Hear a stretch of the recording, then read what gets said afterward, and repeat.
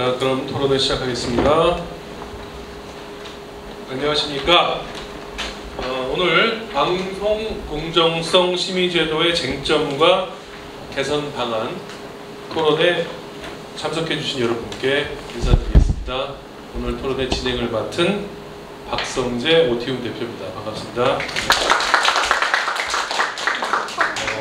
MBC에서 토론회 주최하신 신장식 의원께서 여기서 하자고 적극 제안을 주셔가지고 제가 진행까지 맡게 됐습니다.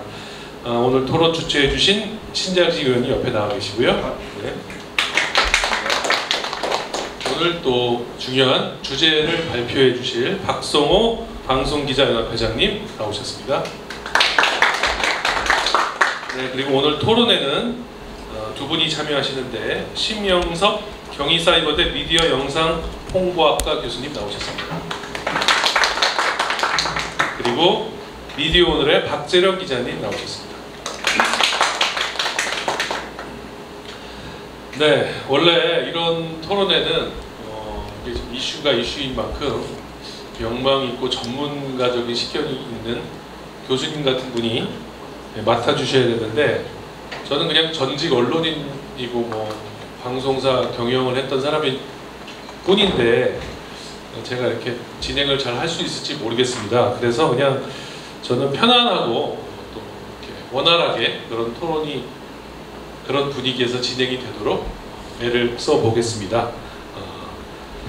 얼마 전에 국회에서 그 방송 3법이 통과됐지 않습니까? 이게 이제 공영방송 이사진과 경영진을 구성할 때 독립성과 자율성을 한층 보강해서 만든 법인데요. 방송 종사자들의 오래된 그 염원이 이루어지는 첫 단추가 끼워진 거다라고 우리 방송계에서는 평가를 하고 있습니다. 이재명 정부 들어서서 저희가 요구해왔고 소망해왔던 것들이 하나씩 이루어져야 한다고 생각을 했고, 그 첫 번째 단추다라고 생각을 했고요. 그 못지않게 중요한 이슈가 방송 내용에 대한 심의 규칙을 개선할 것인가, 이게 가장 또 지금 화두로 떠오르고 있습니다. 우리나라에서는 사실 방송 심의 제도가 권력을 가진 사람들이 정가의 보도처럼 휘둘러왔던 그런 게 현실이었고, 특히 공정성이라는 말은 그 대통령이나 정치인들이 자신들한테 불리한 뉴스가 나올 때 불공정하다, 이런 기준을 들이대고 이것을 방송통신심의위원회라는 시스템을 활용해서 특히 그 방송사들 같은 경우에는 재허가나 재승인에까지 영향을 미치는 그 점수 그 제도를 활용해 가지고 그렇게 압박을 해오고, 또 재갈을 물리는, 비판 보도에 재갈을 물리는 그런 방안으로 시도했던 게 사실입니다. 특히 MBC가 대표적인 지난 윤석열 정권 때 피해자로서, 이 제도의 피해자로서 자리를 잡았었는데, 특히 여기 계신 신장식 의원님이 진행하던 뉴스 하이킥 같은 프로그램이 대표적이었고요. 또 우리 방송기자협회장이신 박성호 기자가 당시 보도국장일 때 바이든 날리면 보도가 있었습니다. 이런 거 모두 다 지금 중징계 처분을 받아가지고 두드려 맞았었는데, 물론 지금 법원에서 다 모든 것이 무효화되고 있지만 오늘 토론회를 이렇게 제가 진행하다 보니까 그렇게 중징계를 두드려 맞고 MBC를 떠나셨던 우리 신장식 앵커가 국회의원으로 돌아와서 이렇게 또 중요한 이슈에 대해서 발벗고 나서가지고 심의제도를 개선하기 위해서 노력해 주시는 것이 고맙고 반갑다, 그리고 또 사필 규정이다, 이런 생각을 하게 됩니다. 그러면 신장식 의원님 인사만 한번 들어보겠습니다. 네, 반갑습니다. 강자에게 정의를, 시민에게 권리를, 언론의 자유를 조국혁신당 국회의원 신장식입니다. 제가 이제 이 자료집 22페이지를 보니까요, MBC가 공정성 위반 법정 제재 관련 소송 현황 16개를 하고 있는데 9개가 뉴스하이킥, 신장식의 뉴스하이킥이고, 다 이 경고 2개 빼놓고는 대부분이 또 뉴스하이킥에서 한 게 관계자 징계가 나온 진짜 중징계. 근데 보면 소송 진행 중이거나 가처분해서 이겼고 승소했고 1심에서. 이게 공정성이라고 하는 잣대로 심의를 한다는 것이 얼마나 자의적이고 불공정하고 정치적 심의인가를 보여주는 표다라는 생각이 듭니다. 그런데 그렇다면 어떻게 우리는 이것을 뭐 소위 페어니스 독트린을 삭제하면 끝나는 문제인가? 꼭 그런 것은 아닌 것 같습니다.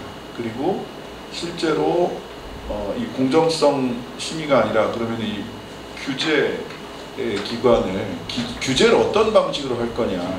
영국처럼 BBC 퍼스트하고 오프콤에서 두 번째 규제하는 방식으로 갈 거냐? 독일처럼 방송국 안에서 소위 다양한 평의회나 시청자위원회를 통해서 방송국 안에서 규제하는 방식으로 갈 거냐? 아니면 한국형 모델을 또 만들어낼 거냐? 제가 8월 달에는 또 영국하고 독일 공영방송을 현장에 가서 다 보고 왔거든요. 공영방송과 규제기관 공부를 하러 다녀왔는데, 그런데 이러한 논의가 충분치 않은 가운데 미디어 대통령위원회라고 불릴 수도 있는 방송 미디어, 이름도 굉장히 길어갖고 제가 외우지도 못하겠네요. 방송 미디어 무슨 심의위원회가 만들어졌는데, 이게 비싼 수업료를 우리가 또 내야 되는 제도를 덜컥 도입한 것은 아닐까라는 걱정이 사실은 저는 앞섭니다. 일단 그런 제도를 도입해 놓긴 했지만, 그럼 세부에서라도 실제로 언론의 자유와 적절한 공공성을 조화시킬 수 있는 방안을 또 짜내야 되는 게 우리의 현실인 것 같습니다. 그러한 지혜를 모아낼 수 있는 자리가 되기를 기대하고 여러분들의 지혜를 배워가도록 하겠습니다. 감사합니다. 네. 오늘 토론회는 우리 주제 발표 맡으신 박성호 회장의 PPT를 약 30분 정도 할애해서 시간을 드리고요. 그 다음에 발표가 끝나면 교수님과 우리 박 기자님이 또 토론을 각각 한 10분에서 15분 정도씩 이렇게 하고, 또 신 의원님께서 함께하는 자유토론도 진행해 보고요. 특히 지금 유튜브를 통해서 신장식 TV 채널을 통해서 지금 라이브가 진행되고 있는데, 혹시 시청자분들이나 여기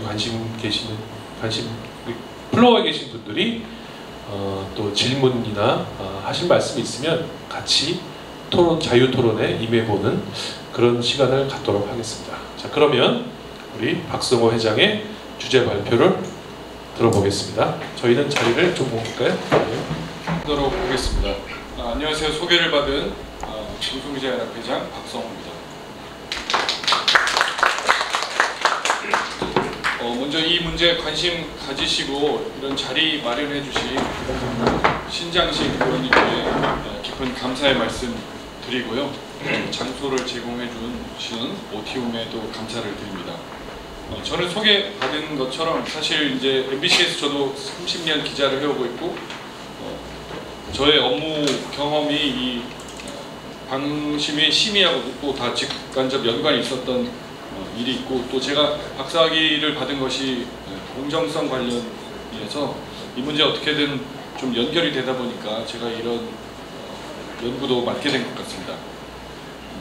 이 말씀드리기 전에 사실 최근에 더불어민주당 언론개혁 특위에서 마침 공정성 심의 폐지에 대해서 긍정적인 입장을 또 보이고 있습니다. 그래서 어느 때보다 오늘 이런 논의가 현실하고 거리가 좀 가까워진 것 같아서 이런 논의가 이루어지는 것을 다행스럽게 생각합니다. 저는 먼저 잠깐만요. 이게 넘어가질 않아요.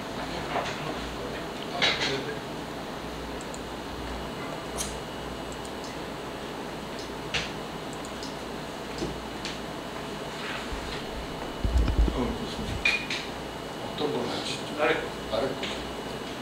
네, 오늘 간단하게 말씀드리면, 여기 이제 차례에 나오는 것처럼 저는 처음에 문제 제기로 이 과연 방심의 공정성 심의 과연 필요한 것인가 이런 문제 제기로 시작해서 일단 선행연구 문헌 분석에 나타난 것들로 봐서 공정성 심의의 법적 문제점은 무엇인지 살펴보고 이어서 심의 사례를 분석한 또 선행 연구들을 분석하고 또 제가 확보한 현황들을 파악해서 거기에 나타난 공정성 심의는 과연 공정한가 둘러본 다음에 해외 사례를 통해서 공정성 심의가 어떻게 이루어지고 있는지 그리고 전문가 심층 인터뷰를 통해서 이 문제에 관련해서 연구하시거나 직접 다뤄보신 분들이 생각하는 대안은 무엇인지 들어보고 그걸 요약한 다음에 여기 연구 과정에서 나타난 대안들을 제가 몇 가지 추려서 개선 방안으로 제시를 하도록 하겠습니다. 이 연구 배경하게 된 것은 이 사진 보시면 아시겠지만 공정성 심의 자체가 공정성 시비의 대상이 되기 때문에 시작을 하게 됐습니다. 왼쪽 맨 처음에 보이는 사진이 지금 오늘 이 자리 마련하신 신장식 의원의 앵커 시절 모습인데요. 아마 저 프로그램하고 또 오른쪽에 있는 CBS의 박재홍 한판 승부 이 두 프로그램이 지난 7월에 과거에 방심위로부터 받았던 경고, 관계자 징계 이런 처분을 행정법원에서 취소하는 판결을 받아냈습니다. 이것이 방심위 유일인 방심위 체제에서 내렸던 법정 제재 조치가 법원에서 취소된 16번째, 17번째 사례였습니다. 그럴 정도로 공정성 시비의 대상이 공정성 판단이 공정성 시비의 대상이 되는데 오른쪽에 있는 건 좀 작아서 안 보이실 수는 있는데 미국 국무부에서 얼마 전에 국가별 인권보고서 공개할 때도 한국의 언론자유 부분을 다룬 항목에서 선거방송심의위원회가 MBC에 대해서 내렸던 그 날씨의 왜 그 파란 숫자 일기예보 1번을 이렇게 크게 했던 것 이것을 빌미로 해서 MBC가 야당 편을 들었다 이렇게 법정 제재를 당했던 것들을 소개하고 있습니다. 이렇게 안팎으로 공정성 시비가 이제 논란이 되는데 이 논의 자체는 굉장히 뿌리가 깊습니다. 정치심의, 표적심의, 나아가 청부심의 이런 비판이 제가 관련 문헌들을 찾아보니까 방심위 출범 초기부터 제기되어 왔습니다. 2008년 광우병 보도 사태 때부터 있었고 그때도 보면 이후에 여러 학자들이 판단하시기로 방송에 대한 공정성 논란은 전체적으로 보면 비판적인 공영방송에 대한 규율처럼 이렇게 나타나고 있다 이런 진단이 있었고 또 공정성 심의가 표현의 자유를 침해하면서 언론의 독립성을 약화시키는 정치적 도구로 전락할 수 있다 이런 것들을 보여준다 이런 지적이 있었습니다. 그런데 22대 국회 들어서 작년 연말부터인데요. 국회에서도 이 공정성 심의를 손대는 입법 노력들이 이루어지고 있습니다. 조국혁신당의 이혜민 의원으로 시작을 해서 더불어민주당 정동영 의원 그리고 올해 초에는 민주당 노정면 의원도 공정성 심의를 폐지하는 법안을 내놨고 지난 대선에서 이재명 후보도 공약집에 보면 공정성 부분을 전면 개정하겠다 이런 입장을 밝혔습니다. 그래서 저는 오늘 여기서 공정성 심의 제도를 폐지하는 게 바람직한 것인지 단언적으로 말씀드리진 않고요. 폐지할 경우에는 또 과연 그런 방송사 자율에 다 맡기면 괜찮은 것인지 아니면 공정성 심의를 유지하되 보완책을 마련하는 게 나은 건지 등등 다양한 논의를 살펴보겠습니다. 일단 시작으로 보면 공정성이란 무엇이냐 이런 얘기부터 짚고 넘어가야 할 텐데요. 여기 제가 표현해 놓은 것들은 기존의 공정성에 대한 언론학의 학술적 논의에서 많이들 제시하는 개념들인데 이걸 일일이 제가 읽지는 않겠습니다.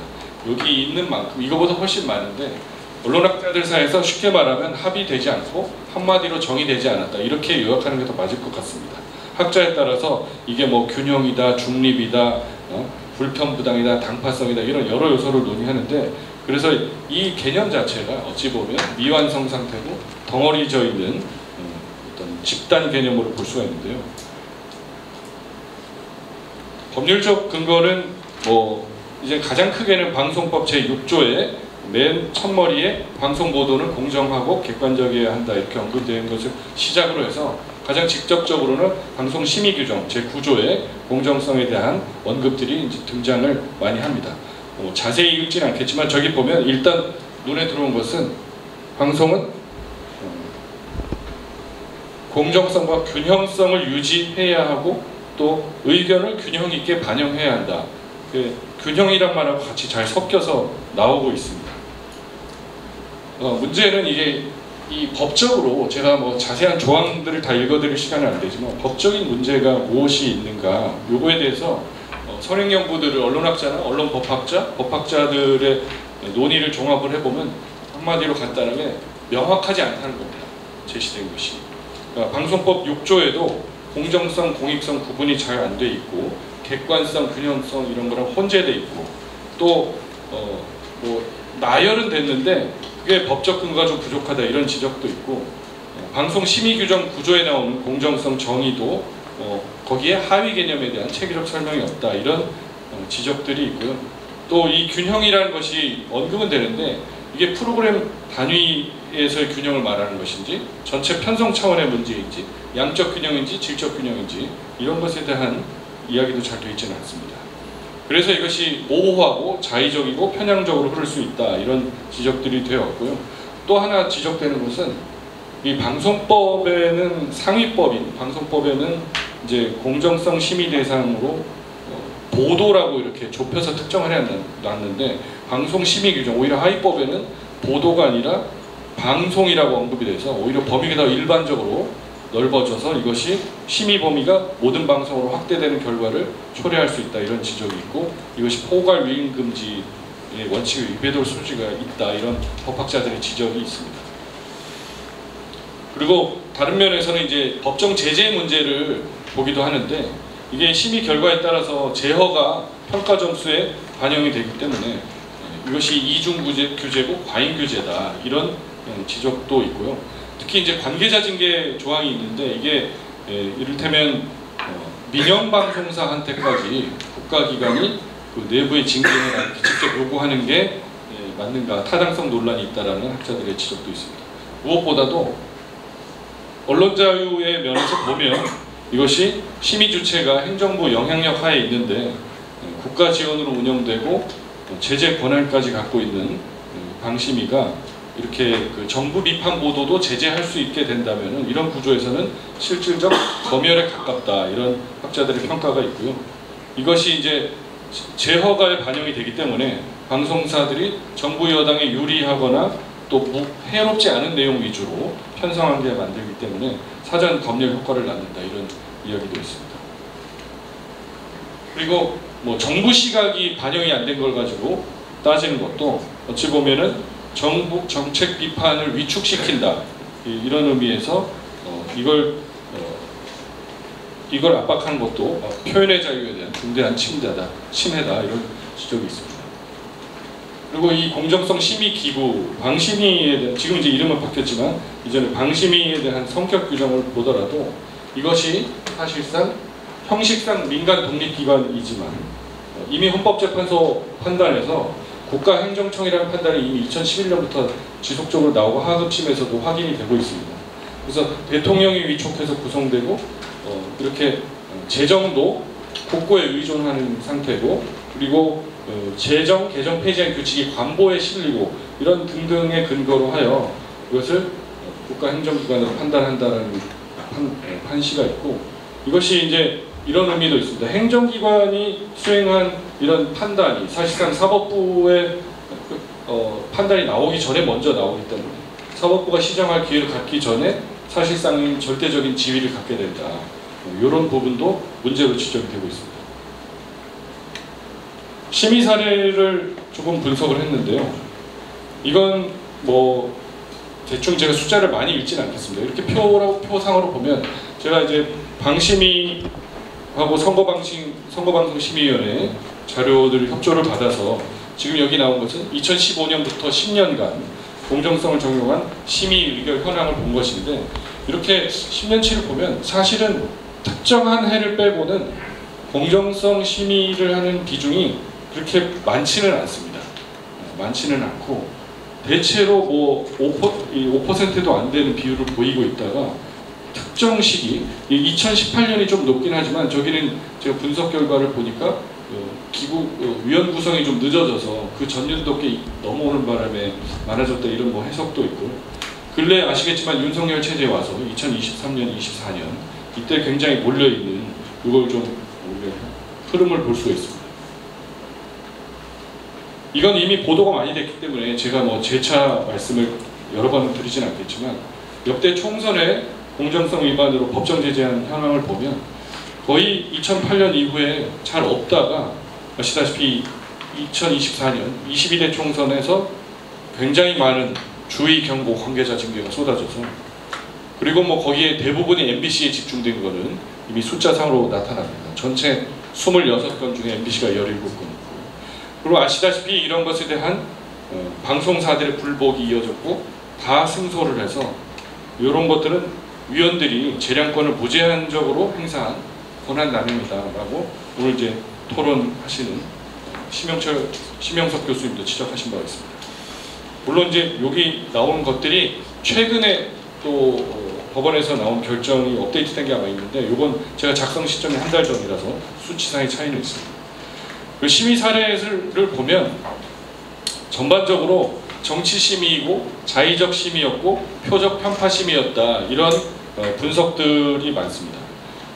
정치 심의까지는 제가 뭐 그냥 건너뛰더라도 주로 뭐 김건희 도이치모터스 주가 조작에 개입됐다는 의혹 다룬 프로그램들, 뭐 명품 가방 수수 다룬 것들, 이런 프로그램들이 다 관계자 징계도 받고 경고도 받고 했고요.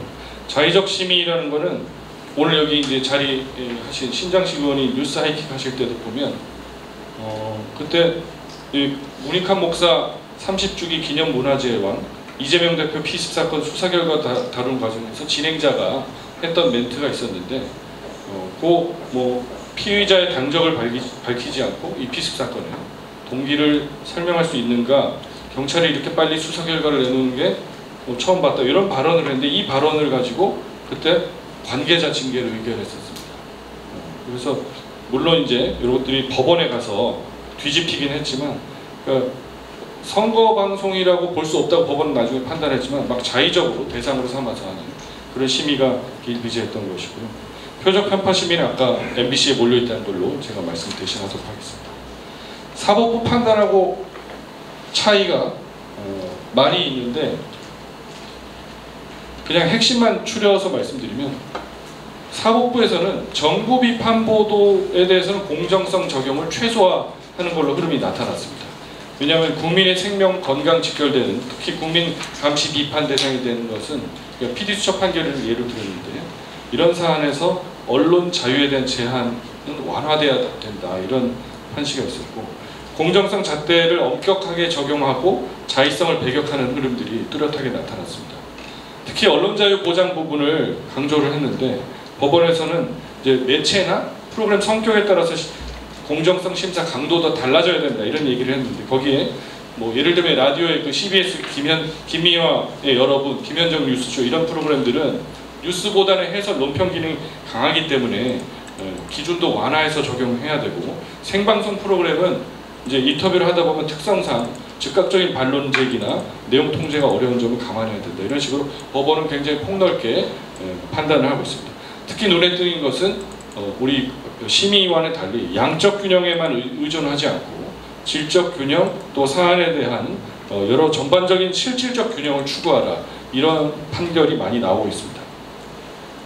자, 그러면 이제 해외는 어떤가 한번 넘어가서 살펴보겠습니다. 먼저 미국인데요. 미국이 우리 공정성 심의 얘기하면 늘 공정성 심의 폐지한 나라, 이미 1987년에 폐지한 나라 가장 많이 언급이 되죠. 잘 알려져 있는데, 그래서 심의제도 자체가 없고 자율 규제가 정착된 형태입니다. 그러니까 FCC가 있긴 하지만 인허가나 이런 걸 하고 시사 보도 프로그램에 대한 내용 규제는 하지는 않습니다. 그런데 이 공정성 원칙이 폐지된 이유를 한번 살펴보면, 정부 관료들한테 뉴스 판단의 비판권을 부여하는 것이 문제가 된다. 그리고 논쟁적인 뉴스 보도를 회피하게 만드는 위축 효과가 있다. 정보통신 기술 발전으로 인해서 주파수의 희소성 원칙이 이제 의미가 없어졌다, 이런 판단들이 있었습니다. 하지만 이제 이것에 대해 반발해서 부활하려는 시도가 일부 있기는 했습니다만 성사되진 않았습니다. 저는 미국 사례에서 제일 강조하고 싶은 건 딱 하나만 이야기하면 그 다음에 소개드릴 테고요. 사실 폐지된 페어니스 독트린이지만 지금 우리가 갖고 있는 것보다 훨씬 더 눈여겨볼 필요가 있다는 생각을 합니다. 굉장히 구체적이고 유연했는데 거기 살펴보면 공정성 원칙이라는 게 제가 밑줄을 좀 쳐놓긴 했는데 전체적인 프로그램 편성에 있어서 상반된 견해에 대한 방송 조치를 하면 충분하다. 이런 식의 이제 균형에 대한 설명이 있고요. 또 이 문제 제기를 하려면 2항에 이해관계가 있는 국민들로부터 민원이 제기되는 조사에 착수한다. 직접적인 이해관계가 있는, 그러니까 우리는 지금 사실 정치인 정당의 문제 제기가 굉장히 많은데 뒤에서 말씀드리겠죠.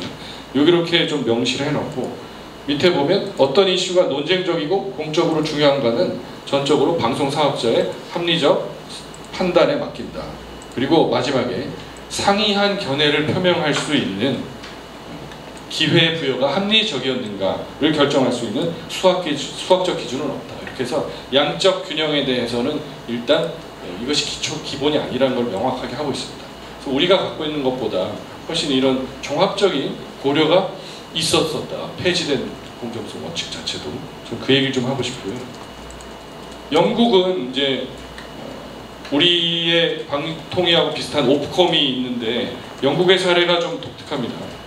방송사가 1차적으로 심의하고 교제기관이 오프컴이 2차 심의를 하는 규제라서 여기는 오프컴이 내용 규제를 한다는 점에서는 약간은 우리가 좀 유사성이 있다고 볼 수는 있는데 더더군다나 2017년에 법이 개정이 되면서 BBC마저도 규제 대상에 포함은 됐습니다. 그래서 뉴스 시사 프로그램도 거기는 공정성 대신 불편부당성이라는 용어를 많이 쓰는데 그 규제를 받는데 그럼에도 이 영국에서 말하는 불편부당성은 우리와 달리 양적 균형이 아니라는 것을 굉장히 명시하고 있습니다.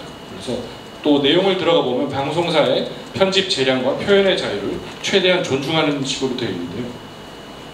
여기 좀 독특한 것은 BBC 퍼스트라는 원칙입니다. 저 밑에. 이게 먼저 1차적으로 BBC의 민원을 제기하고 거기서 먼저 처리를 하고 만약에 그게 흡족하지 않으면 후속 심의를 오프컴이 나서는 그런 방식을 채택을 하고 있습니다. 캐나다의 사례도 사실 좀 흥미로운데 자율 규제를 기반으로 하면서 민관 공동 규제하는 그런 형태입니다. 그러니까 여기가 우리나라랑 구조적으로 얼핏 보면 좀 유사한 점이 있어 보이는데 운영 방식은 좀 차이가 있습니다. 일단은 여기 보시는 것처럼 캐나다는 방통위원회가 하나가 있고 CRTC가 민간 자율심의기구 캐나다 방심이라는 게 있습니다. CBSC라는 게 있는데 여기서는 쉽게 말하면 내용 규제를 일단은 민간 자율심의기구에서 저기서 자기들의 어떤 지침을 가지고 가이드라인을 가지고 자율 규제를 하는 쪽으로 하는데 여기에서는 이제 민간에 맡기긴 했지만 최종 내용 규제 책임 주체는 방통위가 같습니다. 규제 권한을 갖고 있기 때문에. 근데 이걸 어떻게 분업을 했냐면 예를 들면 이제 자율기구에서 심의를 하더라도 거기서는 윤리강령이나 지침을 지켰는지 보고 제재를 하는 게 처벌권이 그렇게 직접적인 처벌권은 없습니다. 그러니까 이걸로는 좀 미비할 텐데 그냥 정정방송 요구하는 수준인데 요거를 반복적으로 위반한다. 그러면 이제 요 심의 결과를 다 방통위에 보고하기 때문에 방통위에서 사실상 제허가 심사 때 조건을 부과하거나 제재로 할 수 있는 실질적인 구속력을 발휘하고 있습니다. 그래서 여기는 캐나다는 자율 심의를 하되 국가기구가 제허가 심사를 하는 그런 방식 모델을 채택하고 있다라고 볼 수 있겠습니다. 독일은 흔히 규제된 자율규제라는 말을 많이 쓰는데요. 여기는 역사적으로 이제 나치 시기에 방송이 선전독으로 악용됐던 역사가 있기 때문에 국가로부터 방송 독립이 아주 강력하게 강조되고 공영방송에 대해서는 특히 국가나 외부 집단의 개입이 법적으로 금지가 되어 있습니다.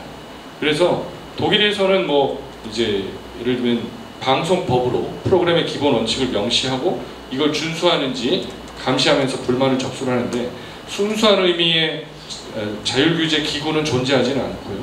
규제하고 자율이 좀 결합된 구조로 특징인데 여기서 1차적인 불만 처리 주체는 방송사라는 게 특징입니다.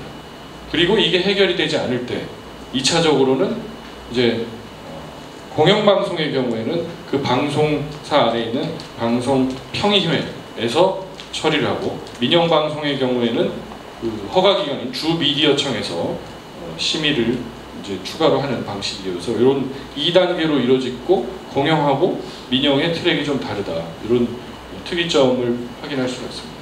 그래서 내부적인 자율성을 보장하되 공적 감독을 하는 이원 구조라고 하겠습니다. 이어서 제가 이제 전문가 심층 인터뷰를 진행을 했는데요. 여기 인터뷰는 9명을 했습니다. 근데 3335로 배분해서 제가 언론학자 3분, 방심위 관계자 3분, 언론인 3분 이렇게 했고, 언론학자는 모두 방심이나 선거방송심의위원으로 일해보신 경험이 있는 분들로 했고요. 방심위 관계자 3분 중에 2분은 전직 위원장을 하신 분입니다. 언론인들은 다 관련이 있어서 법정 제재 많이 당한 MBC 종사하시는 보도 책임자, 보도국장하고 라디오 쪽 책임자를 만나서 섭외를 했었고, 또 마지막 한 분은 통합자율규제기구를 만들자라는 논의를 했던 전직 언론노조 위원장, 제가 인터뷰를 했습니다. 인터뷰는 내용이 너무 많기 때문에 핵심만 제가 소개를 해서 올리겠습니다. 방심위 공정성 심의 폐지하는 게 어떤가, 존폐에 대한 의견을 여쭤봤을 때 일단 방심위원장을 하셨었던 강상현 전 위원장께서는 이렇게 말씀을 하셨습니다. 폐지 쪽에 찬성합니다. 함량미달의 정치권 몰입회가 위원으로 추천돼서 공정성 심의를 왜곡시키는 경우가 많았기 때문입니다. 그래서 이 방심위 권위와 정상적인 심의 기능을 약화시키는 경우가 적지 않았다, 이렇게 사실상 정치 심의에 대한 회의감을 보셨었고요. 그 다음에 또 방심위원장 하셨던 정현주 전 KBS 사장의 경우에는 본인이 방심이 있는 동안에는 공정성 심의가 특히 조중동 종편의 지나친 편향 문제를 일정 부분 제어하는 장치가 된다고 봐서 긍정적으로 평가를 했는데, 이제 좀 세월이 흐르고 유일임 체제를 겪고 보시면서 이게 정치적으로 악용되는 게 지금 시점에서 우리가 과연 공정성 조항이라는 거를 그대로 가져가는 게 맞나 안 맞나 고민을 하기 시작했다, 이런 말씀을 하셨습니다. 그리고 역시 방심위원으로 잠깐 일하셨던 서울대 윤성민 교수께서도 필요악으로서 국가기관에 의한 방송의 공정성 심의도 이제는 필요성도 사라졌다, 그런 차원에서 지금 오히려 국가에 의한 방송 공정성 심의 자체가 위험 요소가 됐다, 이렇게 말씀을 하셨습니다. 이분의 경우는 사실 공정성 심의를 예전에는 해야 된다는 입장에서 생각이 바뀌셨다고 설명을 하셨습니다. 그리고 이제 현장의 목소리를 보면 당장 위축 효과가 어떻게 나타나는가, 이래서 공정성 심의가 있으면 안 되겠다는 의견을 좀 볼 수가 있는데, MBC 라디오 PD이자 그 시사 프로그램 담당 팀장인 박정욱 팀장의 얘기인데요.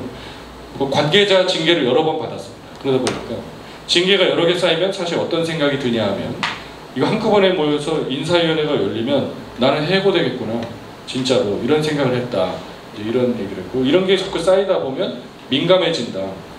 방송 모니터 하다가 진행자가 이것도 멘트를 하면 아이고 또 저쪽에서 걸겠구나 라는 촉이 온다. 그래서 야, 굳이 이렇게 이러면 좀 다른 멘트를 좀 하라 그래, 이렇게 다른 출연자를 좀 섭외하라 그래, 이렇게 얘기를 했다고 하고요. 방심위에 나가서는 싸우고 오지만 들어오면 또 걸려서 이 쌓이는 거에 대해서 걱정이 되고 잠도 안 왔다, 이런 생생한 말씀을 하셨습니다. 그 공정성 심의 폐지가 그런데 한계를 갖는다라는 이제 다른 의견들도 있으십니다. 그래서 이제 이게 해외에서 다 폐지하니까 우리도 다 폐지를 해야 되느냐, 국내의 정치 상황이나 여러 가지 우리나라 채널들의 성향도 봐야 되는 거 아니냐, 이렇게 지적하신 언론학자들도 계시고요. 여기 다 제가 인용을 안 했지만 그래도 공정성 여부를 가리는 절차는 있어야 된다. 가짜 뉴스가 넘쳐나는 현실에서 사실 확인과 공정을 다루는 기구가 있어야 한다라고 박범수 지금 MBC 뉴스룸 국장도 이야기를 했고요. 또 방심위 노조위원장하고 계시는 김준희 위원장께서는 이게 이제 공정성 심의 폐지를 한다고 해도 우려되는 건 공정성 조항이 아닌 다른 객관성이라든가 다른 조항도, 조항이 굉장히 많이 있지요. 그 조항들 다 걸어서 적용해서 마음에 안 드는 방송 얼마든지 제재할 가능성이 있다, 이런 생각이 든다는 의견도 주셨습니다. 그 대안은 뭐냐고 여쭤보면 자율 규제에 대한 얘기를 많이들 하십니다. 근데 그것들을 뭐 세세하게 여기서 설명한다기보다 조금 언급된 걸 보면 속대 강영철 교수님 같은 경우에는 일단 위탁을 좀 빨리 했으면 좋겠다. 당장이라도 방송협회나 뭐 이런 데에다가 위탁해서 당장 하고, 만약에 이제 거기서 법정 제재는 못할 테니 법을 빨리 고쳐서 법정 제재를 폐지하든가, 이런 이제 의견도 주셨고요. 이전에 언론노조 위원장 했던 윤창현 SBS 기자 같은 경우에 지금 있는 자율 규제 기구, 그러니까 예를 들면 뭐 인터넷 신문, 그러니까 이제 신문윤리위원회, 인터넷 신문윤리위원회 이런 거 다 묶어서 통합으로 만들자. 그러면 거기 들어오면 거기 혜택을 주자. 들어오지 않으면 정부 광고 배정 우선순위에서 좀 손해를 보도록 이렇게 해서 하고, 포털뉴스의 입점 심사 과정에서도 어떤 차별성을 둔다든가 해서 어떤 당근과 채찍을 두는 방식으로 진행할 수 있다, 이런 의견을 피력을 하셨습니다. 그런데 이제 자율규제를 형태는 다양한 의견들이 있는데요. 이것도 한계가 있다는 지적도 있었습니다. 그러니까 공정성 심의 자체에 문제가 있다고 보시는 학자분들 중에도 이 자율규제가 단순한 이중화에 불과하다.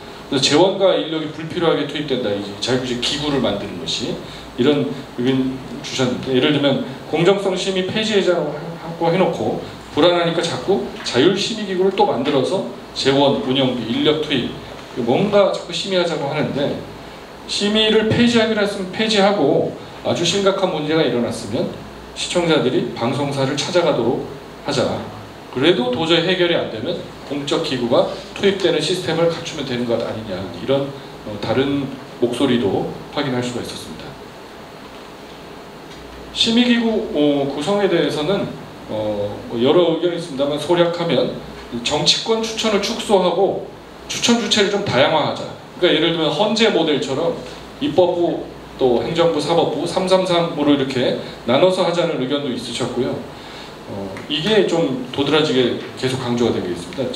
심의 주체도 주체지만 심의 관행에 있어서, 여기 이제 정현주 전 위원장 하신 말씀 보면 신장식 프로그램처럼 자기들 입맛에 맞지 않는 프로그램을 정치적 탄압하는 수단으로 아주 정치권이 적극적으로 활용을 했는데, 매일 한 20-30개씩 쏟아 부었었다, 방심위에. 그 심의를 제대로 할 수가 없었다, 이런 정도에서 정당의 민원 제기를 좀 금지했으면 한다는 말씀을 하십니다. 아까 여기 윤성욱 교수도 말씀이 사실상 뭐 90%, 95% 이상이 정당의 민원을 넣는 것이고 정당 민원 처리하고 있는 거거든요.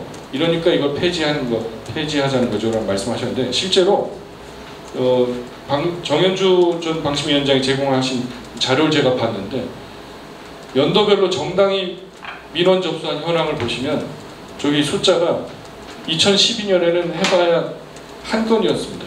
근데 해가 갈수록 늘어나면서 지금 2021년, 22년에 오면 총계로 보면은 1,600건이 넘고요. 그리고 이제 처음에는 민주당 계열의 정당이 많이 신청을 했었는데, 어느 순간 2017년부터는 압도적으로 보수 정당, 국힘 계열의 정당이 이제 문제 제기를 많이 하는 걸로 나타납니다. 그래서 이제 제가 이제 마무리해야 될 시간인데요. 여기 요약으로 보면 그냥 한마디로 공정성은 좀 난제다. 그리고 법적으로 불명확하고 언론 자유를 침해한다. 그리고 공정성 심의 자체도 공정하지 않고, 해외를 보니까 자율규제가 중심이다. 전문가들도 자율규제 혹은 공동규제를 선호하면서 이걸 대안으로 많이 제시한다라는 것을 정리할 수가 있겠습니다. 그래서 이 연구에서는 세 가지 안으로 나눠서, 유형을 나눠서 대안이 될 수 있는 방안들을 제시하고자 합니다. 첫 번째는 공정성 심의를 폐지하고 자율규제를 활용한 공동규제를 하는 모델입니다. 이렇게 하려면 방송법 32조 그리고 방송심의규정 9조에서 공정성을 삭제하면 되는데, 이것의 방식은 좀 다양하게 나뉠 수가 있습니다. 이게 한꺼번에 다 할 수 있는 게 아니라 좀 어찌 보면 또 상호 배타적이지도 않고 뭔가 섞일 수도 있겠지만 하나하나가 좀 다른데, 첫 번째 보면 민관 공동규제는 협회, 뭐 방송협회나 이런 그 사업자들 협회 안에 심의기구를 설치해서 방심위 공정성 심의를 대체하는 그런 것이 되겠고, 행정부는 심의기구가 제대로 작동하는지 그것만 관리 감독하고, 이게 일종의 캐나다 모델하고 좀 비슷한 상황이 될 수 있을 것 같고요. 두 번째 2단계 심의는 아까 영국에서 봤던 BBC 퍼스트하고 좀 비슷한 방식입니다. 1차적으로 방송사가 자율심의하고 여기에 불만족하면 2차적으로 방심위가 심의하는 것. 요거는 이제 자율심의의 한계나 미비점이 있을 텐데 요거를 타율심의를 통해서 보완할 수 있고, 공정성 심의에 완전히 국가가 개입하는 건 아니지만 과도하게 개입하는 건 방지할 수 있다. 그런 점에서 좀 합리적인 아니다라는 학자들의 의견이 있습니다. 또 세 번째는 통합형 자율규제기구. 이건 언론단체들이 자율규제기구를 공동 설립하고 정부는 여기에다 공적 기금을 좀 지원하면서 인센티브를 제공하도록 하자는 안인데, 이것은 사실 논의가 예전에 좀 나왔다가 그동안 사라진 면이 있습니다. 마지막으로 방송사 자율심의, 이거는 완전히 그냥 자체 강령과 준칙에 따라 하라는 것이고, 대신 방송사 재허가에 반영을 해서 구속력을 보완하자, 이런 생각을 할 수 있는데, 근데 이것도 지상파 방송 제외하면 이런 역량을 갖춘 방송사가 얼마나 많을까라는 또 의견은 있을 수 있습니다. 그래서 장단점이 있는데, 장점으로는 국가 개입의 통제를 지향하고 또 표현의 자유도 보장하고 자율규제 역량도 강화하고 공정성 심의의 정치화를 해소할 수 있다, 이런 평가가 있고요. 또 전면 자율규제에 대한 불신을 해소할 수 있다는 장점이 있습니다.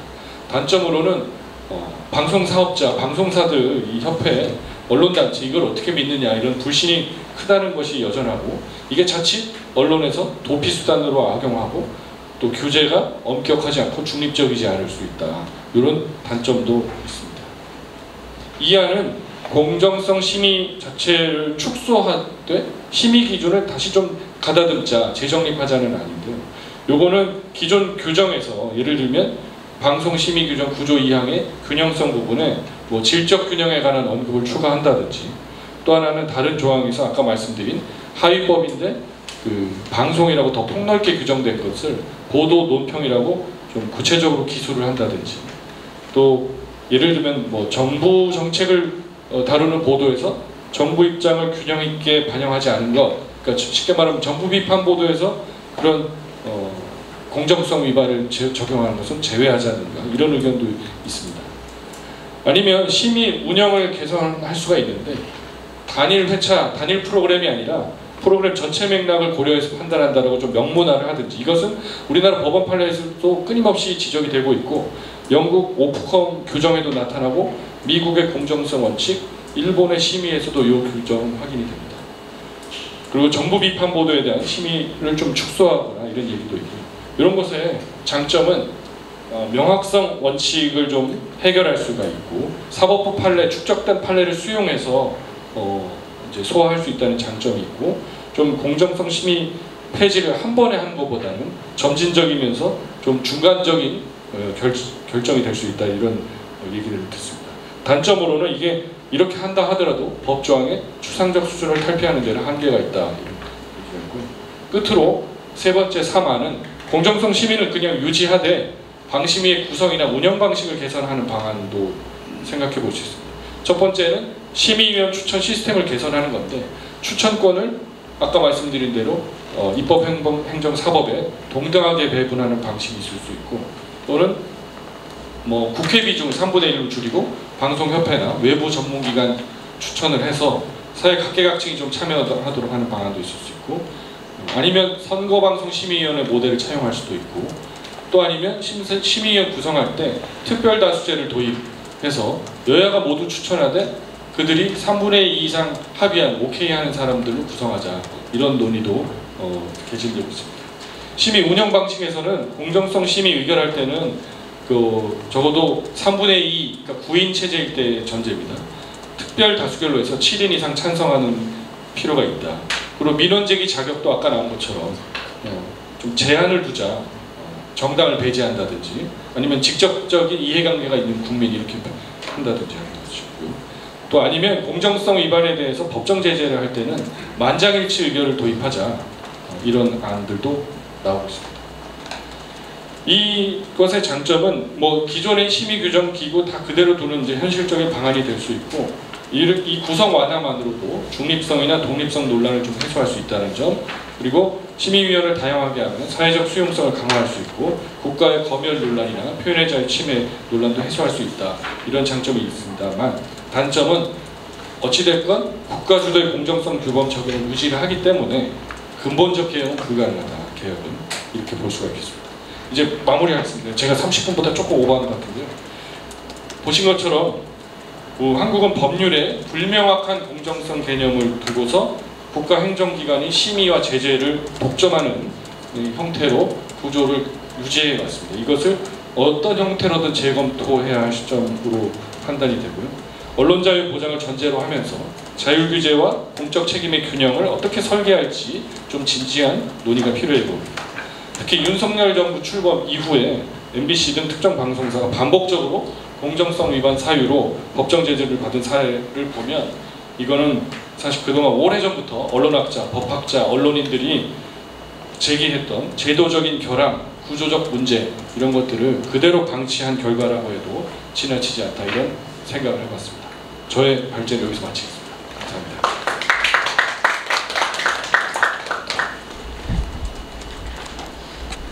방송기자연합 회장님의 주제 발표 들으셨습니다.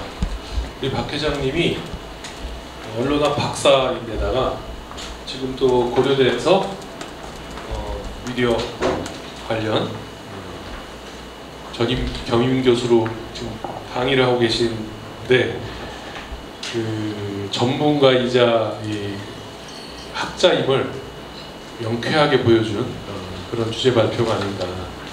특히 이 문제를 개선하기 위해서 앞으로 국회에서 혹은 많은 관련 단체에서 회의와 토론회 같은 게 더 진행되겠지만, 그냥 늘 이거를 이렇게 교과서로 쓰면 될 것 같다. 교과서인데. 네, 네. A부터 Z까지 방송 공정성 심의 제도의 모든 현황과 문제점과 개선 방안 제안까지 다 담겨 있는 그런 교과서라고 제가 평가하고 싶습니다. 그러죠? 네. 자, 그러면 시간이 좀 지났는데 우리 토론에 들어가겠습니다. 심영석 교수님부터 먼저 토론 부탁드리겠습니다. 네, 심영석입니다. 대략 한 어느 정도 한 10분 내외, 네, 10분 이내에 하겠습니다. 시계를 먼저 맞추겠습니다. 버릇이 돼가지고. 네. 네, 박성 회장님 발제뿐만 아니라 보고서에서 이미 제재 같은 모든 걸 적어주셨고, 또 모든 문제점을 다 나열해 주신 것 같아요. 그리고 이제 대안까지 충분히 제시해 주셨는데, 사실 최근에 나온 게 이제 공정성 심의 규정을 폐지한다는 논의잖아요. 또 구체적으로 그 말씀들 하고 계시고, 근데 그 폐지한다는 게 어느 수준까지 폐지하신다는 거를 명확히 제가 인지하지 못해서 제 나름대로 생각을 해봤는데, 아마 방송법 제6조에 나와 있는 방송은 공정하고 공익적이어야 된다는 부분을 아마 폐지하는 아닐까라는 생각이 들고요. 6조는 원칙이니까. 아마 33조에 나와 있는 그 공정성과 관련돼서 방심위가 심의를 한다라는 규정을 폐지한다는 말씀은 또 아니실 것 같다는 생각이 들거든요. 왜냐하면 방심위를 폐지하지 않았으니까 그 33조를 폐지하지 않을 것 같고, 그러면 그 공정성 심의를 하지 않는다는 그 어떤 문구를 제33조에서 삭제하신 거나 그런 걸 주장하실 것 같다는 생각이 드는데, 하지만 이제 공직선거법상 그 공정성 객관성 심의는 폐지하지 않을 거라는 생각이 들거든요. 왜냐하면 그거는 공직선거법인데 방송법과 상관없이, 그 공직선거법은 과학기술정보통신위원회인가요? 이름을 잘 과기정통위에서 과방위에서 폐지할 수 있는 조항은 아니니까요. 왜냐하면 공직선거법은 또 그 다른 위원회의 소관이고, 그렇게 보면 사실 불균형적인 어떤 그 폐지라고 볼 수 있겠죠. 왜냐하면 공정성을 폐지한다라면 그 대부분의 지금 요번에 그 나온 것처럼 23조 23피라고 하잖아요. 방심위가 23건의 어떤 법정 제재를 했는데 23건 다 그 법원에서 어쨌든 패소를 했단 말이죠. 근데 그 대부분이 선방에서 나온 거예요. 방심위의 어떤 그 방송심의보다는 선방위 심의가 많은데, 그럼 선방위에서 그 준용한 건 방송 심의 규정을 준용한 거기 때문에 정비를 한다면 방송법과 공직선거법을 같이 정비해야 되는데 그 문제를 어떻게 하실 건지 명확하지 않은 것 같다는 생각이 들고요.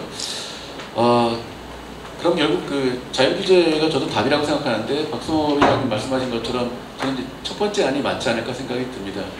이 중에 그 공동규제죠. 자율규제와 행정규제 같이 접목한 규제가 필요하다고 생각되는데 그렇다면 제33조 방송법 제33조를 정비하더라도 33조의 1 정도는 신설할 필요가 있다는 생각이 들고요. 33조의 1을 신설해서 현재 그 정보통신망법 제44조의 4에 나와 있는 그 자율규제 조항이 있거든요. 그러한 자율규제 조항을 방송법에도 신설을 해야죠. 신설을 해야지만이 사실은 자율규제가 도입될 수 있는 거거든요. 그렇게 되면 33조의 1을 신설해서 거기에 자율규제라는 것을 신설하고 그 자율규제는 어떻게 한다라는 것들을 또 부가적으로 그 신설할 필요가 있다고 생각됩니다. 그걸 통해 가지고 1차적으로 자율규제를 할 수 있는 그 기관을 지정하고 그 지정을 한 기관이 이제 방심위가 되겠죠. 혹은 이제 이름이 바뀌면 방미통신위가 되겠네요. 어쨌든 약칭은 방심위를 쓸 것 같긴 한데 그럼 이 위원회에서 자율규제 기구를 승인하고 승인된 내용들에 대한 것들을 계속해서 검증하고 또 그 보완적인 규제는 여전히 그 방심위가 그 역할을 해야 될 것 같아요. 2차 규제의 권한을 가져야겠죠.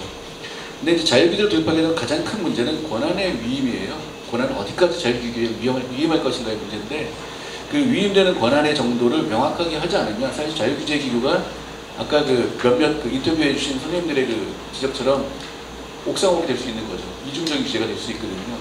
이중적인 규제가 되지 않으려면 현재 방심위가 갖고 있는 즉 행정규제기관이 갖고 있는 종결 권한에서 일부 권한을 위임한다는 것이 어떤 권한을 얼마만큼 위임한다는 것이 명확히 돼야 되고 그것이 33조 1에 만약에 그 신설한다면 그 조항이 명확히 들어가야 되는 거죠. 그렇지 않다면 그 윤석열 정부 같은 또 다른 정부가 등장한다면 이건 더욱 더 악용될 수 있는 규정이 될 수 있다라는 것입니다. 예, 그 제가 준비한 그 토론문이 있는데 그 내용 중 일부를 또 말씀을 드리겠습니다. 만장일치제와 특별다수제 저도 어느 정도 그 유익하다고 생각이 드는데 특별다수제는 사실 의미가 없는 게 9명 중 6명이 정부 여당이 추천하거든요. 그럼 3분의 1은 여기 특별다수제에서 정부 여당이 이익대로 그냥 결정할 수 있다는 문제고요. 그럼 결국 만장일치밖에 안 되는 거죠. 특별다수제를 6명 이상으로 하지 않는 이상 동의를 그렇다면 특별다수제는 그 현재와 크게 변화가 없다는 것이고요. 그럼 만장일치밖에 없는데 만장일치가 과연 그 가능할까 하는 것들을 고민해 봐야 될 것이고요. 특히 스카이데일리 같은 경우에 이제 문제가 됐던 게 5.18 민주화 운동하고 또 중국인 간첩 99년 등을 막 퍼뜨렸잖아요. 인터넷에서 퍼뜨리고 다행히 이런 그 주장을 그대로 그 옮겨 담은 종편은 없지만 그와 유사하다고 볼 수 있는 게 이제 이재명 대통령에 대한 검찰발 허위 정보 같은 경우를 그냥 종편이 계속해서 확대 재생산해 왔잖아요. 이제 그러한 문제들에 대한 것들이 사실상 그 제재할 수단이 없어지는 거거든요. 공정성에 대한 만장일치를 보게 된다면. 그러면 그 어찌되었든 공정성 심의에 대한 부분들이 자율규제를 하더라도 자율규제가 제대로 안 된다면 그리고 특히 선거와 같은 문제에서 당장 회복할 수 없는 피해가 발생하는 문제들에 대해서는 공정성 심의가 어쩔 수 없이 필요한 부분이 있거든요. 그런 부분을 어떻게 정비할 것인지를 고민하고 그 공정심의 규정에 대한 부분들을 정비할 필요가 있다는 생각이 듭니다. 그리고 이제 김준희 위원장도 지적하셨듯이 사실 그 공정심의 규정 지금 방송심의 규정 제9조에서 13조까지 나와 있는 규정을 없앤다 하더라도 삭제한다 하더라도 14조부터 있는 객관성 조항이나 혹은 그 이후에 있는 나머지 조항들을 가지고 충분히 제재 심의가 가능하거든요. 제4기 방심위 때도 강상희 위원장님 시절에도 저희가 공정성 심의 규정을 적용하지 않았어요. 않았지만 그렇다고 심의 안 한 건 아니거든요. 그 이후 적용한 건 결국 제14조부터 있는 객관성 조항을 비롯해 기타 조항들을 적용했기 때문에 조항의 문제는 아니라는 거죠. 결국 사람의 문제가 컸고 누가 어떻게 거기서 해악질을 할 것인가 하는 부분들이 가장 큰 문제였다는 것이고요. 그게 해결되지 않는 한 사실 조항을 없앤다는 문제가 해결되지 않는다는 거죠. 결국은 그 사람이 하는 일이다 보니까 어떤 사람이 그 역할을 맡는가 하는 부분들이 핵심이 될 수밖에 없지 않을까 생각됩니다. 그리고 무엇보다 이제 지금 방통위법이 이제 그 개정이 돼가지고 만약에 이제 지금 현안대로 국회가 통과가 된다라면 결국 방심위원장은 장관이 되는 거거든요. 그 국회에서 청문을 받아가지고 또 탄핵 소추할 수 있는 장관이 되는 거죠. 그러면 지금까지 있던 민간자율기구라는 어떤 형식상의 명목상의 민간자율기구라는 기구 자체가 없어지는 거죠. 이제 행정규제기관이 되는 거거든요. 그럼 행정규제기관이 갖고 있는 권한을 최대한 어떤 줄일 수 있고 제한할 수 있는 정말 지금이야말로 공동규제를 위한 촘촘한 법제가 후속해서 따라와야겠는데 그게 따라오지 않는다면 이제는 어떤 면에서 과거의 어떤 그 행정규제 시대로 역행하는 결과가 나올 거라는 문제가 제기되는 것이죠. 그래서 공동규제제도 도입이 없는 현재 그 행정규제기구화, 즉 그 정부 부처와는 상당히 위험한 상태라고 말씀을 드릴 수밖에 없을 것 같습니다. 또 뭐 너무 많이 적어놔가지고 시간은 뭐 거의 다 흐르고 있어가지고 몇 가지 말씀을 드리면, 특히 이제 아까 MBC PD가 말씀하신 것, 팀장이 말씀하신 것처럼 사실 공정성 심의, 특히 방심위의 심의 자체가 계속해서 머릿속에 가위를 두게 만드는 거거든요. 그래서 제작자로 하여금 어떻게 해서든 피해가려고 하게 되고 위험을 줄이려고 할 수밖에 없는 건데, 이거는 윤석열 정부에서만 있었던 게 아니고 그전 정부에서 발생할 수밖에 없었던 사안들이죠. 그렇게 되면 이런 것들을 줄이기 위해서는 가장 어떤 바람직한 건 역시 공동규제일 수밖에 없다라는 생각이 듭니다. 그리고 마지막으로 이제 드리고 싶은 말씀은, 사실 아까 위원 구성에서 여러 가지 말씀을 해주셨는데요. 사실 베토권을 주거나 상호 베토권을 주거나 아니면 3분의 2 이상 찬성을 했을 경우에 이제 위원을 선임한다는 제안이 있으셨는데, 사실 지금 대법관보다 더 어려운 거거든요. 아니 고작 한 달에 활동비도 안 주고 회의비 몇 푼 주는 방심위원, 비상임위원한테 대법관이나 헌법재판관보다 더 엄격한 정도의 어떤 선출 제한을 둔다라는 게 과연 가능한가 하는 부분을 고민해봐야 될 것이고요. 그러면 그러한 권한을 준다, 그렇게 선출된다면 그분들한테 그만큼 독립성을 보장해 줄 것인가 하는 거죠. 독립성과 어떤 그런 것들 보장하지 않으면서 대법관보다 더 어려운 장벽을 넘어야 되면 방심위원이 된다라는 건 뭔가 잘못된 게 아닌가 생각이 듭니다. 사실 지금까지 대부분의 민원은 정당 민원이었고, 정당 민원은 처음 시작은 민주당과 시민단체죠. 민주당과 시민단체가 시작을 했었고, 그 다음은 이제 국민의힘과 국민의힘이 급조한 보수적 시민단체가 이제 했던 거죠. 이게 이제 공수를 교대하고 시작된 거거든요. 그런데 그렇게만 한 게 아니고 실제로 시민위원들 따라다니면서 사이버 테러까지 했었던 거거든요. 그게 뭐 어느 쪽이든 양쪽 다 마찬가지였어요. 결국은 시민위원들도 그것 때문에 이제 고민들을 많이 했는데, 근데 또 다르게 보면 공무를 수행하는 사인이지만 어쨌든 미디어 영역에서 가장 중요한 역할을 하는 사람들이기 때문에 일종의 왕관의 무게는 견뎌야 되는 거죠. 견뎌야 하지만 견딘다 하더라도 그 사람들한테 주어지는 독립성은 명확해야 되거든요.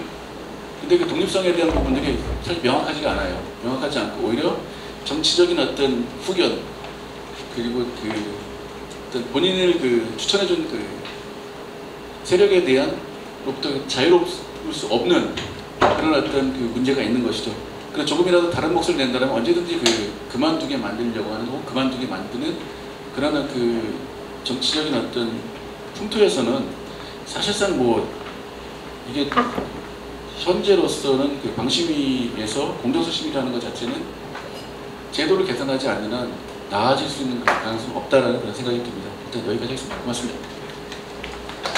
말씀은 우리 박 회장이 제시하신 대안 1, 2, 3번 중에 1번 쪽에 무게를 두시면서 자율규제가 맞는 방향이긴 한데 권한 위임도가 명확해야 되고, 그러면 옥상 기관이 또 될 수가 있다. 자율규제 기관이. 또 방심위원장이 이제 새로운 법이 만약에 혹시 만들어질 경우에 인사청문회를 거치는 장관, 행정규제기관의 장이 되는데, 이런 거에 대한 문제점, 그리고 또 방심위원들을 구성할 때 이제 위원을 해보셨기 때문에 나온 또 경험담에서 나온 말씀이신데, 비상임이고 또 보수도 벼볕지 않고, 그런데 게다가 정치적 후견주의까지 탈피하지 못하는 그런 어려움 상에서 이런 현실적 문제들이 아주 이렇게 이해가 가도록 공감되는 지적을 해주신 것 같습니다. 자, 그 다음에 우리 언론인들의 입장에서 우리 미디어오늘 박재령 기자님의 또 토론을 들어보겠습니다. 네, 안녕하세요. 미디어오늘 박재영입니다. 제가 2년 전에 방심위를 출입해서 류일임 위원장이 출입할 무렵 방심위를 출입하게 돼서 류일임 방심위 사실상 심의를 대부분 현장에서 지켜봤기 때문에 오늘 이 공정성 심의를 토론하는 자리가 더 감회가 새로운 것 같습니다.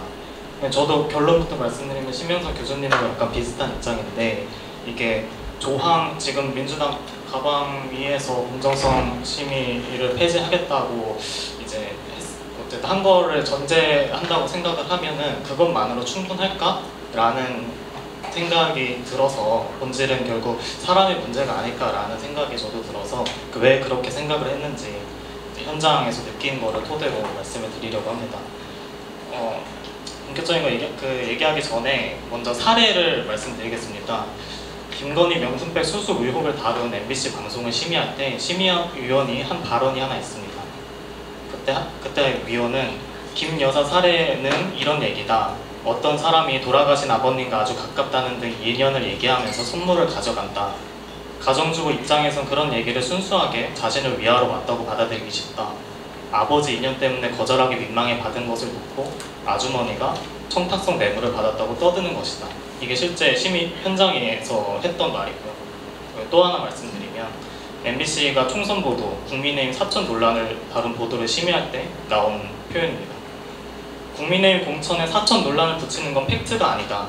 윤희숙 전 의원은 한동훈 비대위원장과 아무런 개인 관계가 없는 것이 확인됐다. 민주당 비명 행사는 정확히 팩트에 맞는 것이기 때문에 문제가 되지 않는다. 이제 이후에 김건희 가정주부를 말했던 위원분은 이진숙 방통위의 시청자 미디어재단 이사장으로 임명이 됐고요. 또 국민의힘 사천은 팩트가 아니다라고 말했던 위원은 이후 언론 보도를 통해 심의 기간 동안 뉴스 기사에 한동훈 찬양 댓글을 달았던 것이 보도로 나왔습니다. 그래서 이게 현장에서 느껴보면은 이게 정말 사람이 문제일 수 있겠다라는 느낌이 이제 더 드는 게 장기적으로는 이제 이란에서 이제 공정심의를 없애고 자율공동규제를 가는 쪽이 저도 장기적으로 맞다고 생각하는데 지금 미디어 기구 개편 논의에서 나오는 것을 봤을 때 그거를 현실적으로 또 생각하기에는 어려운 부분이 있다고 생각을 하고요.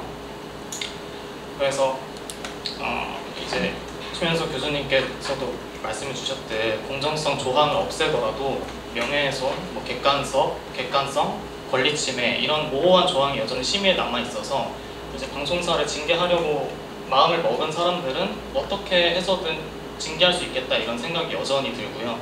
그리고 지금은 방송심의를 중심으로 얘기하고 있지만 또 온라인 콘텐츠를 규제하는 통신심의로 사실상 모든 언론사의 기사를 사회질서 혼란이라는 조항으로 심의할 수 있는 구조를 방심위는 이미 갖고 있거든요.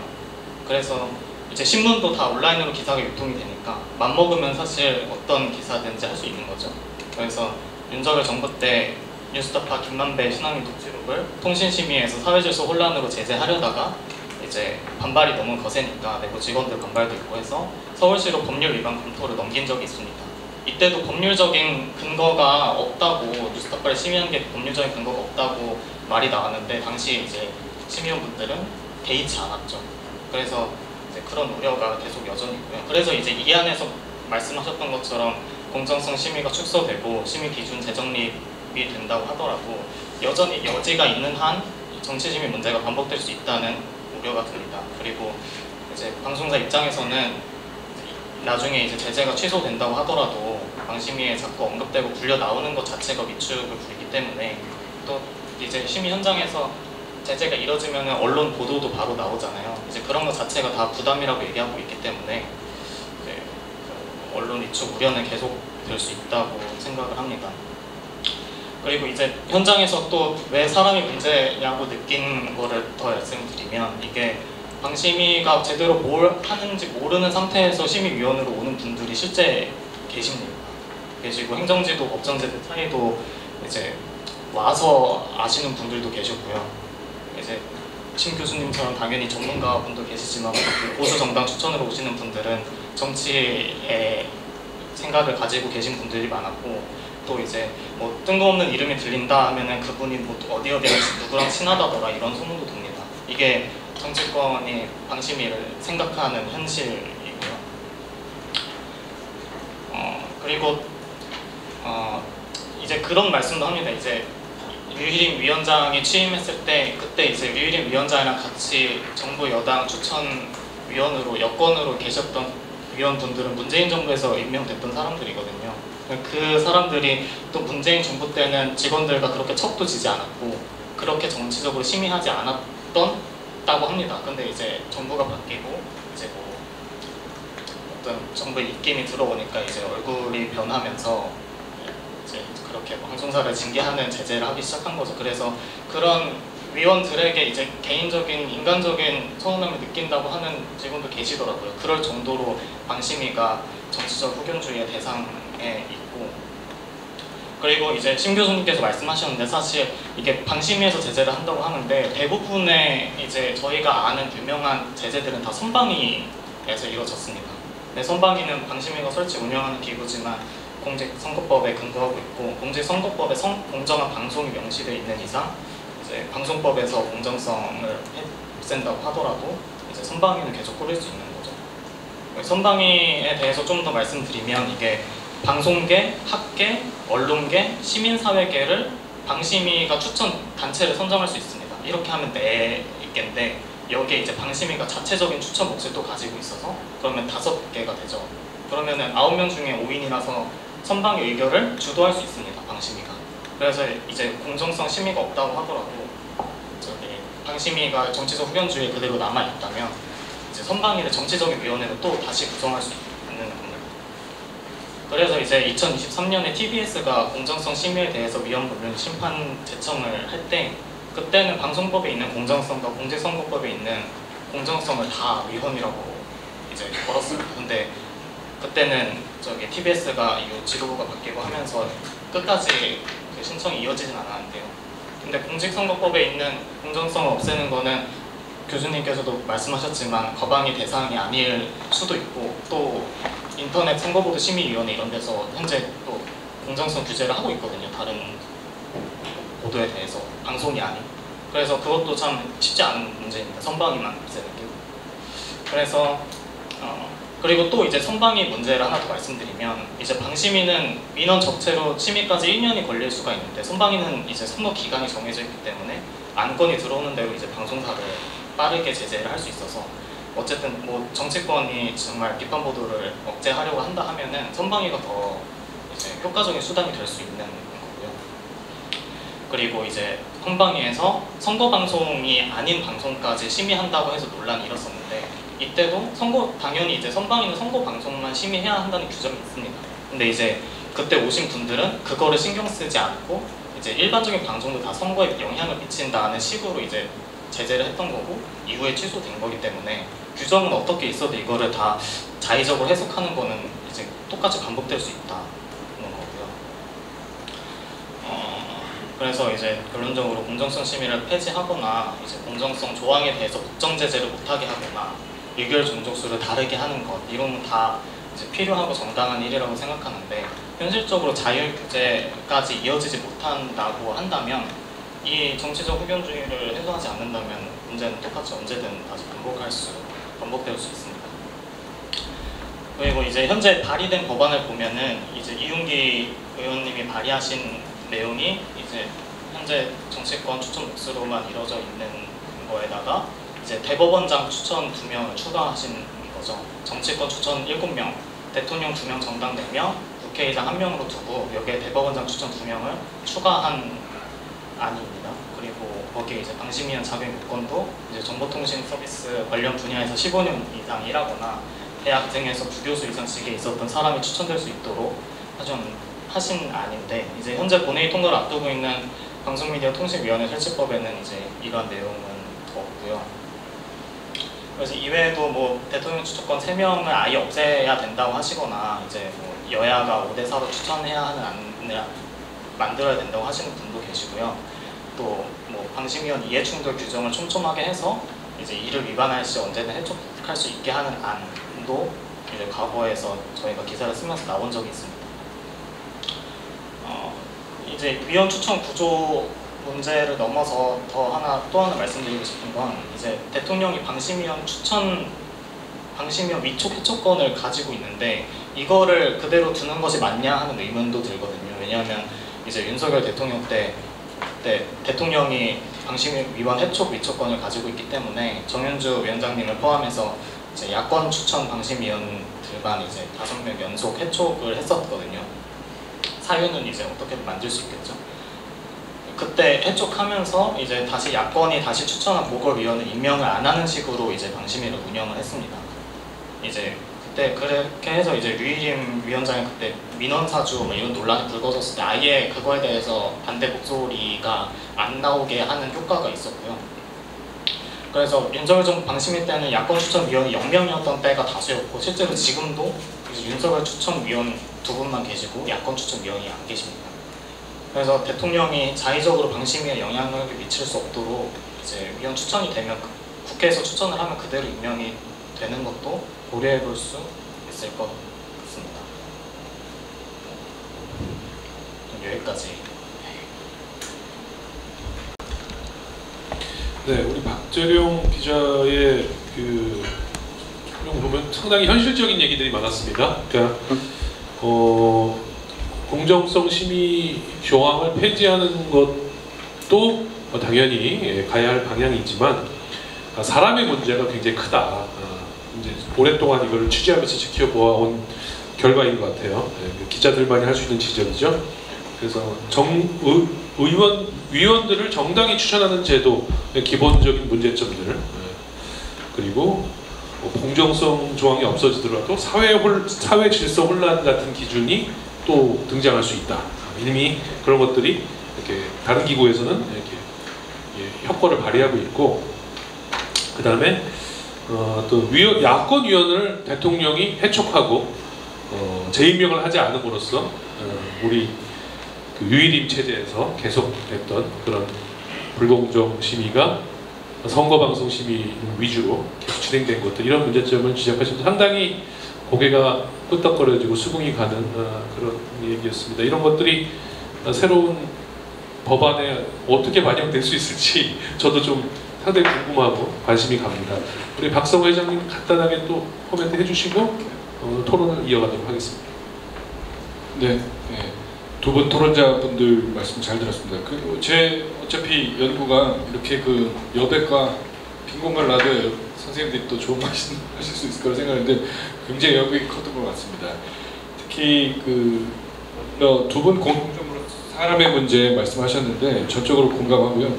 제가 이제 편의상 아까 1, 2, 3안을 제시한 것은 모두에 잠깐 말씀드렸지만 편의상 부분이지 이게 뭐 상호 배타적이진 않습니다. 그래서 서로 조합해서 활용해야 할 문제이고, 당연히 이 공정성 심의조항 폐지와 위원 구성의 문제는 함께 가야 되는 문제라고 보고 있습니다. 그 말씀하시다 듣다 보니까 정말 그런 것 같아요. 방심위를 더 어떻게 해보신 분들이 공통적으로 하는 말씀이, 아까 강상현 전 방심위원장님 말씀도 드렸지만 정확하게 그 표현 쓰셨습니다. 결국 사람이 문제였다.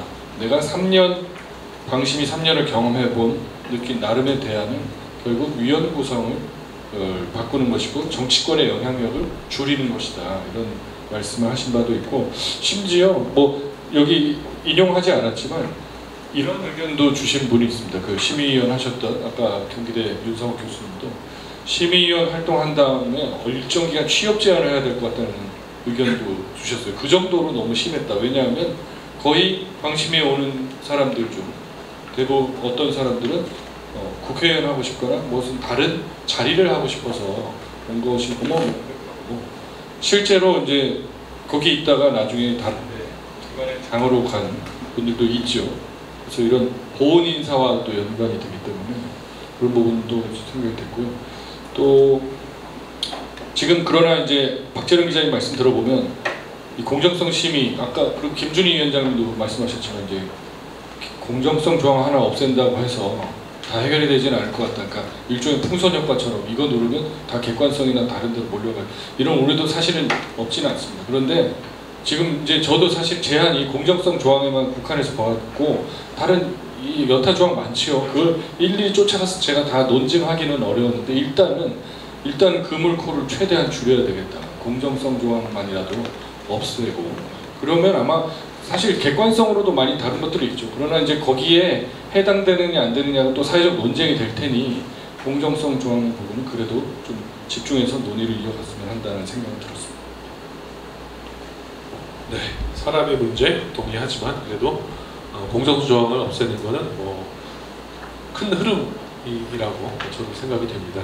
우리 신 의원님, 네, 또 하신 말씀 부탁드리겠습니다. 네, 제가 저야 이렇게 쭉 연구해 보셨던 분들하고는 경험이나 깊이의 차이가, 생각의 깊이의 차이가 있을 수밖에 없다고 생각을 하고요. 다만 최근에 이제 영국하고 독일 BBC하고 영국 BBC하고 독일 공영방송 에 가서 이제 현장을 보고 굉장히 인상 깊었던 것이 몇 가지가 있는데요. 하나는 소위 우리 박성호 박사님께서 계속 말씀해 주셨던 공정성 개념에 대해서 논의해야 된다라고 말씀하셨는데, 거기서 말씀을 영국 BBC가 갖고 있는 게 due impartiality, 즉 적절한 불편부당성이라고 하는 개념, 공정성 개념이 아니라 적절한 불편부당성이라는 개념을 가지고 언론 보도에서도 특히 시사 보도의 기준을 가지고 있는데, 그거를 이제 설명한 프리젠테이션은 너무 인상적이어서 BBC에 어떻게 자체 심의를 하는가, 그 다음에 오프콤 2차 심의 기관이죠. BBC 퍼스트, 그 다음에 오프콤. 오프콤이 가지고 있는 due impartiality 개념이 우리가 이제 소위 공정성, 객관성, 균형성 이 개념을 좀 논의를 심화시킨 데 굉장히 중요하다라는 생각이 들었습니다. 보시면 correcting common misconception about the due impartiality, due impartiality, 적정한 불편부당성에 대한 오해를 지금 바로잡아야 된다라고 나온 게 due impartiality is not the same as neutrality. 그냥 중립성과 같은 개념 아니다 이거다. 그러니까 이게 명확한 규정이 있는 게 아니에요. 그냥 가이드가 있습니다. 이 선을 넘어가면 안 돼. 그리고 이거는 due impartiality가 아니야 라고 하는 개념으로 설명을 하고, 우리는 그래서 이렇게 보도했어 라고 하는 것을 보여주는데, 일단 중립성하고는 다르다. 그 다음에 두 번째는 스톱워치랑 다르다. 기계적 균형 같은 오디오 타임 이렇게 한다고 해서 이게 due impartiality가 아니다.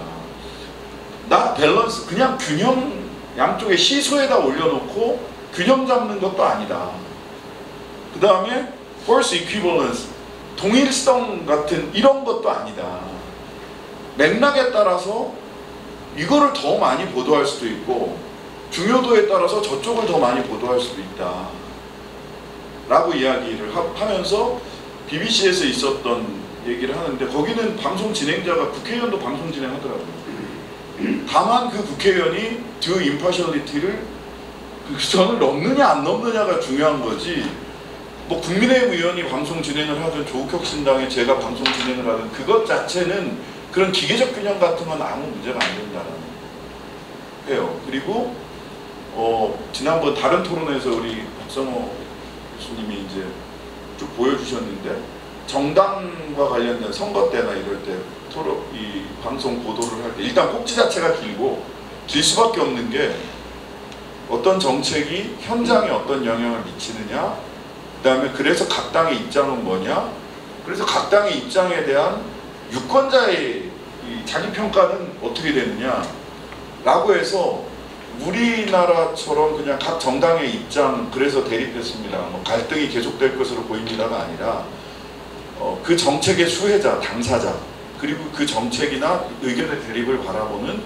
유권자들의 입장이 절반 이상 나오도록 하는 방송을 하더라라고 하는 게 굉장히 인상적이었고, 공정성, 객관성, 균형성, 저는 공정성이라고 하는 게 하나 없어진다고 해서 말씀하신 대로 그냥 이 방송심의가 제대로 될 거라는 생각이 전혀 안 들거든요. 그러면 우리가 어떤 다른 개념의 기준을 설정해 봐야 되지 않을까. 그래서 오프콤과 BBC가 채택하고 있는 due impartiality라고 하는 개념은 후발자의 이득을 충분히 활용해서 우리가 한번 연구해보고 현실에 적용하기 위해서 노력해볼 필요가 있지 않을까라는 생각을 하나 했고요. 그 다음에 중요한 게 저는 사람 문제 무척 중요하다고 생각하고요. 세 번째는 저는 이게 더 중요할 수도 있겠다 싶은데, 오프콤이 당신들 지위가 뭐냐, 공무원이냐 아니냐, 그 다음에 월급 누가 주냐 이거 물어봤거든요. 월급을 수신료에서 받더라고요. 그러니까 세금으로 받지 않고, 그러니까 수신료가 우리나라 2,500원인데 그쪽 수신료 한 25,000원 되나 한 달 수신료가? 근데 그 25,000원인가 3만원인가 그쯤 되는 것 같아요. 근데 수신료에서 심의기관에 월급이 나가요. 그러니까